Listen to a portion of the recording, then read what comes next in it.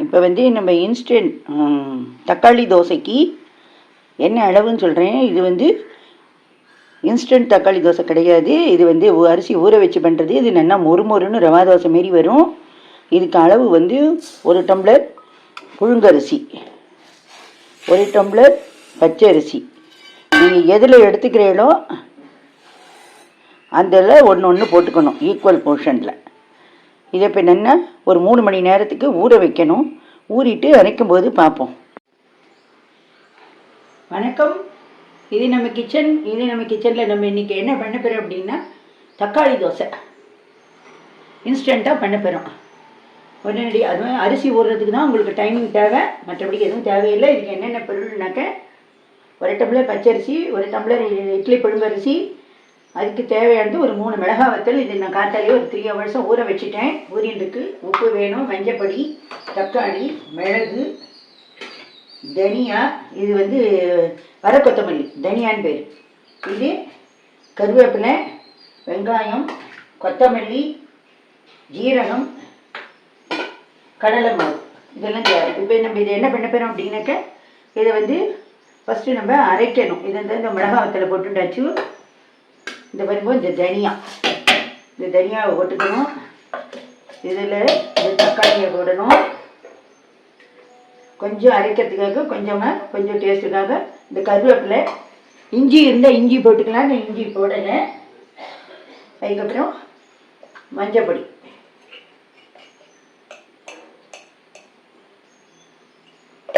இதுலேயே கொஞ்சம் மிளகு,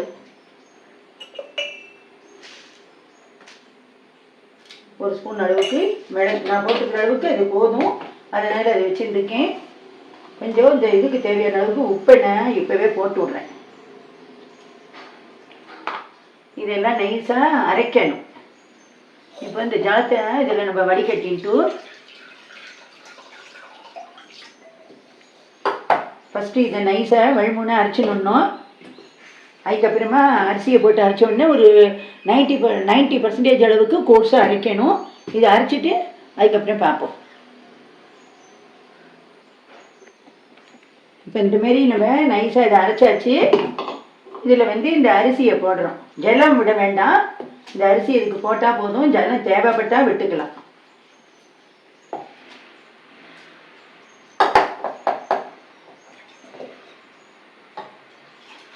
நான் இப்போ இதில் மாவு வழித்து எடுக்க போகிறேன், அதனால இதை கறி பண்ணுறேன்.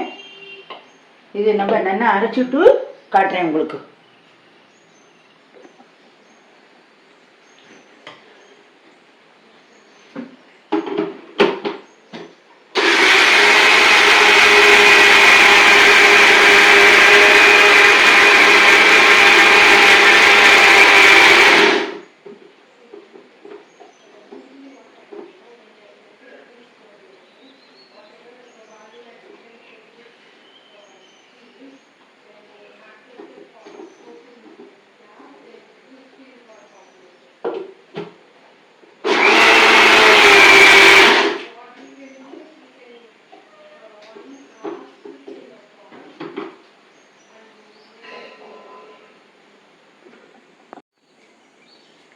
இந்த தக்காளி தோசை வந்து ரொம்ப நல்லா இருக்கும், டைஜஷனுக்கு ஏற்றது.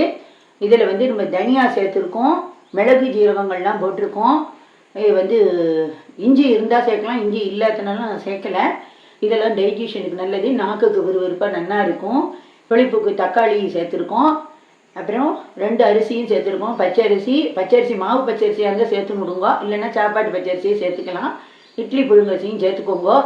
இது வந்து அதுக்கப்புறம் வந்து இதில் வந்து டைஜஷனுக்கு வந்து நார் சத்துக்காக, ஃபைபருக்காக தக்காளி, கருவேப்பிலை, கொத்தமல்லி இதெல்லாம் சேர்த்துருக்கோம். இதுக்கு வந்து மஞ்சத்தூள் சேர்த்துருக்கோம், ஆன்டிசெப்டிக். இதில் நல்லா நம்மளுக்கு நோய் எதிர்ப்பு சக்தியை கொடுக்கும். இது எல்லாம் சேர்த்துருக்கனால இந்த தோசை வந்து அறுசுவையோடு நல்லா இருக்கும். இது தொட்டுக்கிறதுக்கு எதுவும் தேவையில்லை. அப்படி நீங்கள் தொட்டுக்கணும்னு நினச்சிங்கன்னா மிளகாய் பொடி சேர்த்து தொட்டுக்கலாம். இப்போ நம்ம தோசை வாக்குறது எப்படின்னு பார்க்கலாம். இப்போ வந்து நம்ம கல்லை சூடு பண்ணிட்டோம்.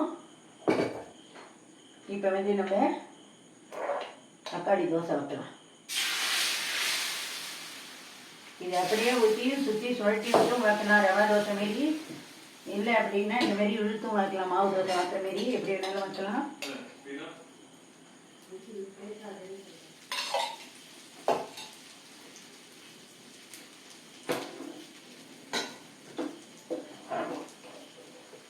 இது ஒரு டிஃப்ரெண்ட் டேஸ்ட்டில் இருக்கும்.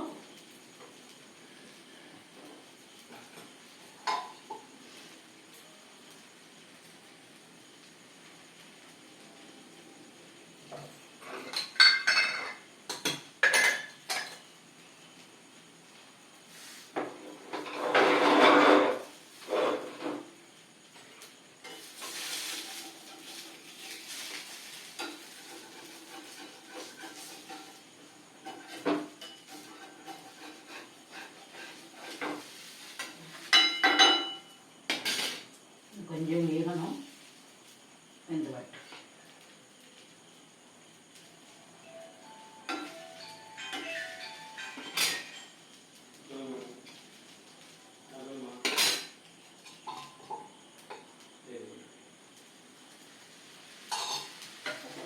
மாவு இந்த அளவுக்கு தாழ்த்தி வச்சுக்கோங்க. இன்னும் கூட ஜலம் விட்டுக்கலாம். ஜலம் விட்டுட்டு இந்த அளவுக்கு தாழ்த்தியாக விட்டுட்டாக்க ரவா தோசை ஸ்டைலில் வைக்கலாம்.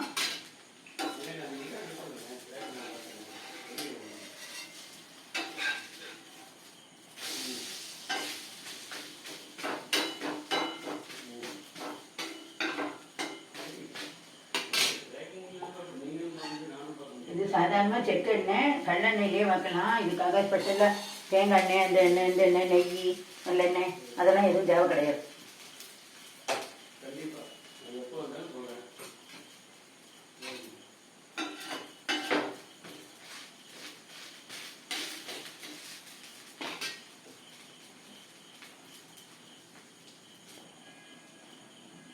இப்போ இது வெந்து விட்டு நம்ம எடுத்துருவோம்.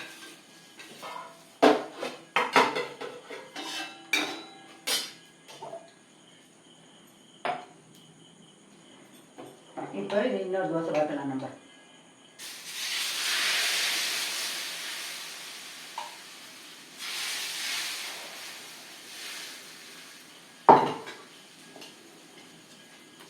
ஃப்ளேமை மட்டும் கல் ரொம்ப சூடாகிடுச்சுன்னா இந்தமாரி இதில் வச்சுக்கோங்க.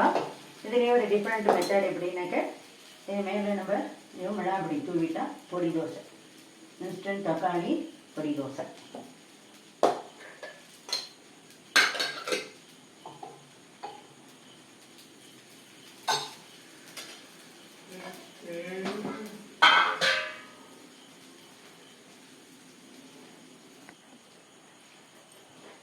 இப்போ இன்ஸ்டன்ட் தக்காளி பொடி தோசை அதை ஆக்கிறோம். அடுத்தது இது கொஞ்சம் எண்ணெய் விட்டுக்கோங்க.